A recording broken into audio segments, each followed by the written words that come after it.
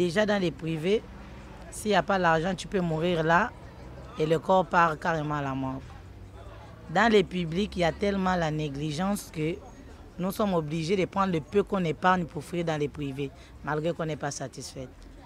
Alors, c'est que je peux demander à notre chef de l'État pour vérifier certains produits, surtout qui concernent les femmes. Dans la gynécologie, il y a des choses qui ne sont pas prises en charge, mais les produits coûtent tellement cher. Il y a des endroits, par exemple, que je ne peux pas citer les noms. Quand tu arrives, on te dit échographie et consultation, c'est 30 000.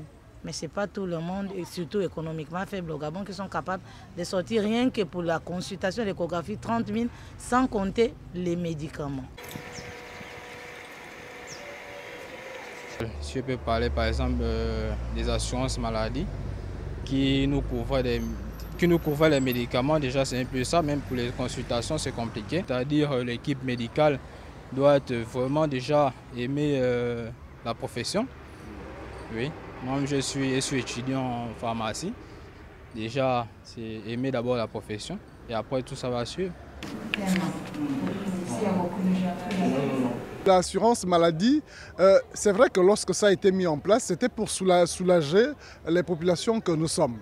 Mais on se rend compte qu'il y a malheureusement beaucoup de difficultés là-dedans aujourd'hui. Non seulement pour rembourser le médicament et l'hôpital même. Parce que nous faisons des prestations et l'ACNAMGS doit pouvoir rembourser les structures. Et l'ACNAMGS est devenu le poumon de l'hôpital public aujourd'hui. Malheureusement, après prestation, il faut que l'hôpital attende des mois et des mois avant d'être remboursé. Et il y a également la situation des médicaments, la liste des médicaments qui doivent être remboursés. Malheureusement, on a l'impression que ces médicaments sont réduits au fil des temps. Nous ne travaillons pas 24 sur 24 comme les hôpitaux. Et pour nous, c'est un gros handicap, sachant bien que nous sommes dans un arrondissement, je dirais le plus grand arrondissement de Libreville.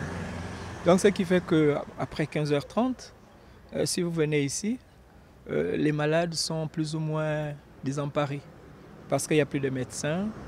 Or, le souhait, c'est que, vous voyez le bâtiment inachevé là-bas, si on peut reprendre les travaux, ça va faire beaucoup de bien aux populations qui viennent vraiment de façon très affluente. Il va maintenant t'appeler pour dire qu'il va réagir.